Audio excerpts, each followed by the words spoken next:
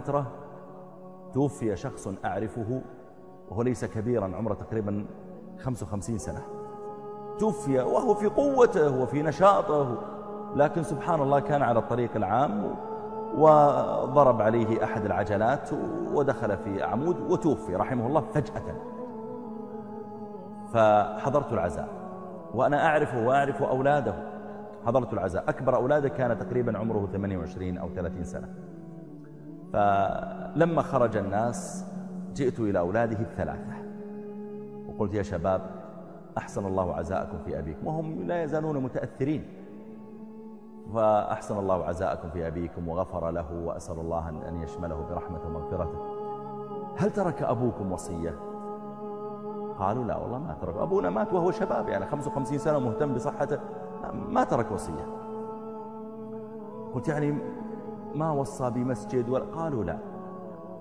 ما شاء الله أبوكم ترك مالا كثيرا. وفعلا الرجل أظن تركته لا تقل عن ربما 400 أو 500 مليون ريال، يعني قرابة 100 مليون أو 120 مليون دولار. فكل واحد من هالأولاد الثلاثة يعني مع أخواتهم ومع أمهم ربما كل واحد له ما لا يقل عن 60 مليون ريال، يعني أو أكثر من ذلك، يعني ربما يعني لا يدري ماذا يفعل بهذا المال الذي أتاه. قلت: طيب يا شباب، الآن كل واحد منكم الله يرزقكم ويبارك لكم، سيكون له مبلغ كبير جدا من المال. أنا أريد من كل واحد منكم 200,000 ريال فقط، يعني قرابة ربما لا تتجاوز 60,000 دولار أو 70,000 دولار. قلت: يعني أريد من كل واحد منكم فقط 200,000 60,000 دولار أو 70,000 دولار. قلت: يعني أريد من كل واحد منكم فقط 200,000 ريال، نجمع منها 600,000 ريال، يعني قريب من 180,000 دولار، ونبني بها لأبيكم مسجدا. لاحظوا يا جماعة، أنا أكلمهم وقت الحزن والرحمة بأبيهم الذي مات فجأة.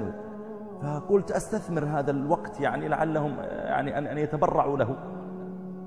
200,000 يعني أقل من قيمة السيارة اللي بيشتريها الواحد منهم. ربما لا يسافر هو وزوجته ويركب درجة أولى ويسكن في فندق 5 نجوم، ربما يصرف أكثر من 200,000 في أسبوعين أو 3. فنظر بعضهم إلى بعض وسكتوا. قلت: يا شباب، هذا أبوكم، وأنتم كل واحد ورث ما لا يقل عن 60 أو 70 مليون، الله يبارك لكم. كل واحد 60 أو 70 مليون يا شباب، 200,000 فقط، 200,000 ريال، ما قلت مليونين، 200,000. والله يا جماعة، ولا أتكلم عن شيء أنا شاهدته أمامي، والله ما تبرع واحد منهم بريال.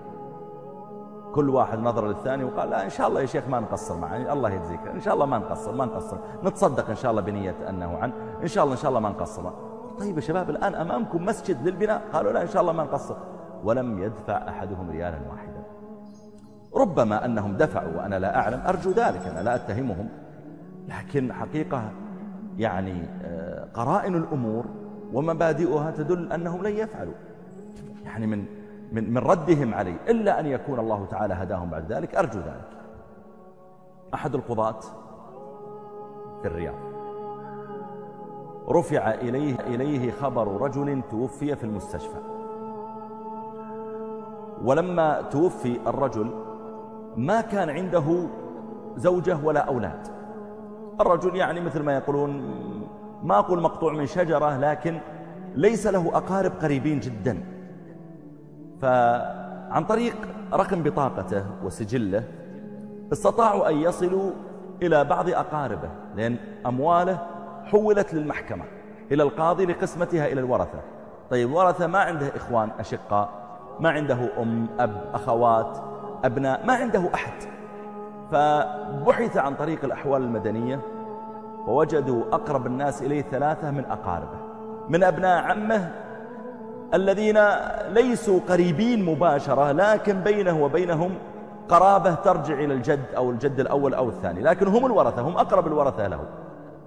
يقول هذا القاضي: والله، يقول فاتصل بهم مكتبنا في المحكمة عن طريق سجلاتهم وعن طريق، استطعنا أن نصل إلى أرقامهم، ودعونا ال3 المحكمة، وأقبل ال3، وإذا من هيئتهم أنهم لا أقول فقراء، لكن من عامة الناس الذين ليسوا منعمين.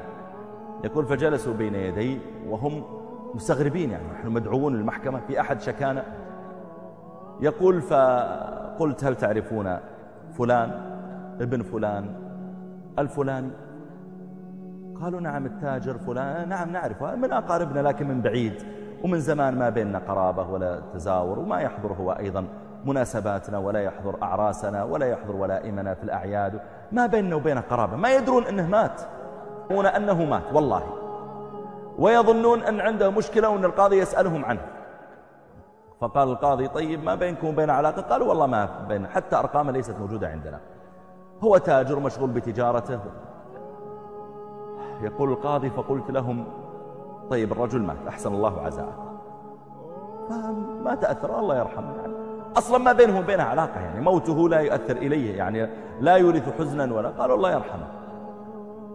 يقول فتعرفون له أبناء ولا إخوة؟ قالوا لا المشهور عندنا أنه لا إخوة له ولا عنده أبناء، وهو أيضا طلق زوجته من زمان ولم يرزق بأولاده، ما نعرف عنه حقيقة يعني بقية حياته، لكن الذي نعرفه أنه لم يرزق بأولاد فيما نعلم وليس عنده أبناء. قال القاضي صحيح، نحن نظرنا في سجلاته المدنية وكذا علمنا أنه ليس عنده أولاد وليس عنده زوجة ولا، لكن أنتم الورثة الثلاثة. قالوا إيش؟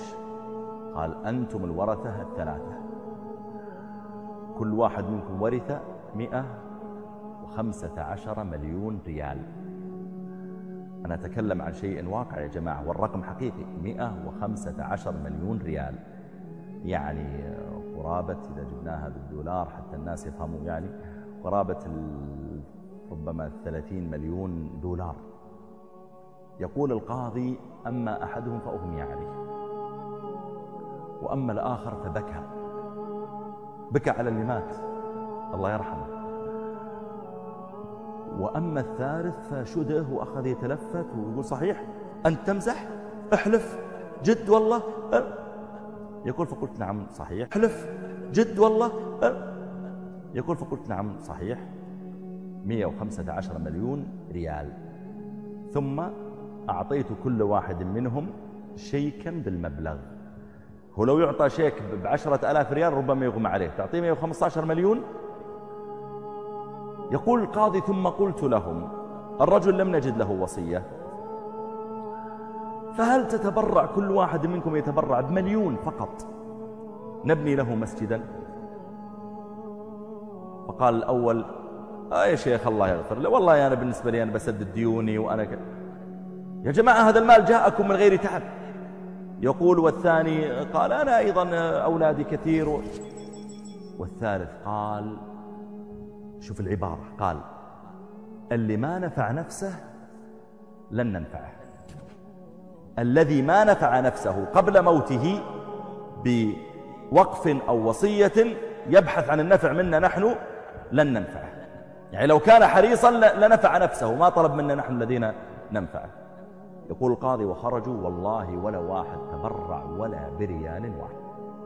أحدهم كان تاجرا ليس من تجار الأثرياء جدا لكن يسمى تاجر، توفي رحمه الله، وعنده عدد من الأولاد، والكاش الذي تركه المال النقدي الذي في البنك قرابة 70 مليون ريال، يعني قريب من تقريبا 20 مليون دولار. هذا غير العقار والأراضي والعماير إلى آخره. أولاده استقبلوا الناس في العزاء ويعني ثم بدأوا يشتغلون بتقسيم الإرث. عنده 5، 3 أولاد وبنتين وزوجته، يعني كل واحد من أولاده ربما جاءه ما لا يقل عن يعني نقول 7 ملايين أو 8 ملايين. هذا الكاش النقد، هذا غير العماير والعقار وما شابه ذلك. أقبل إليهم عمهم، وكان عمهم رجلا صالحا، وكان الأب المتوفى يحب هذا العم حبا عظيما ويثق فيه ويوكله على أكثر أعماله، أكثر مما يوكل أولاده. جاء إليهم بعدما انتهى العزاء وقال يا عيالي يعني أحسن الله عزاءكم في والديكم، الله يغفر له ويرحمه، أبوكم لم يترك وصية ولم يوقف وقفا في حياته، يا أبنائي أنا أريد كل واحد منكم من هذه 7 ملايين أو 8 التي جاءت، وأخواتكم كل واحدة قريب من 4 ملايين، هذا غير العماير وغير الأراضي، لو كل واحد يدفع منكم 200,000 نجمع منكم المجموعة كلكم يعني 1,000,000 أو قريبا منها، نبني لأبيكم مسجدا.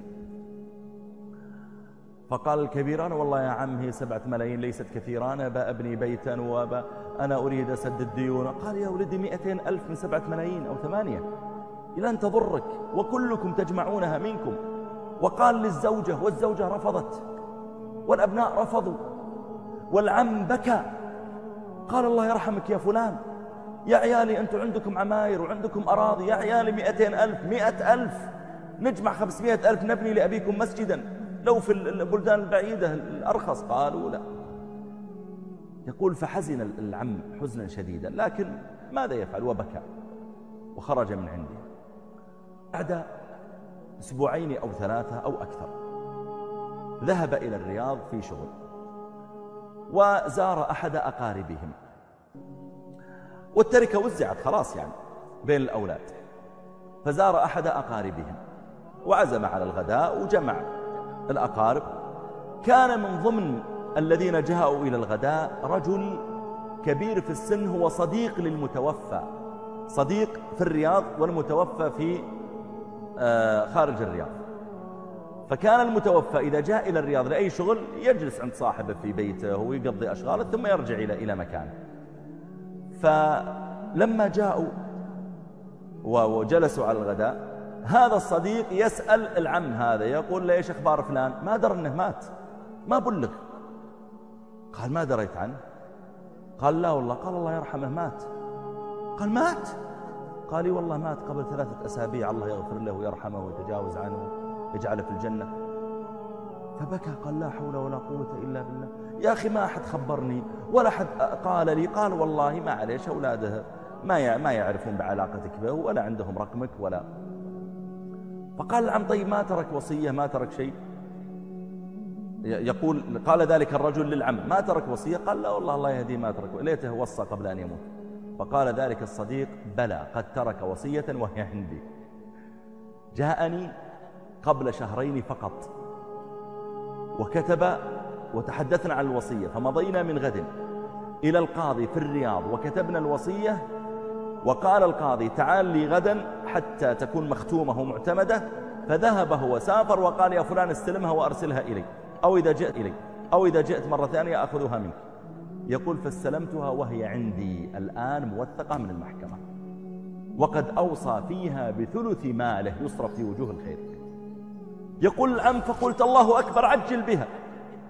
يقول فبعدما تغدينا ذهبنا إلى بيته وأخرج لي الوصية، فذهبت بها إلى البلد الذي أنا مقيم فيه إلى المحكمة مباشرة. فاستدعى القاضي أولاده وأخذ من كل واحد منهم 1/3 التركة التي أعطيت له، لأنه قد أوصى بال3. بخلوا ب200,000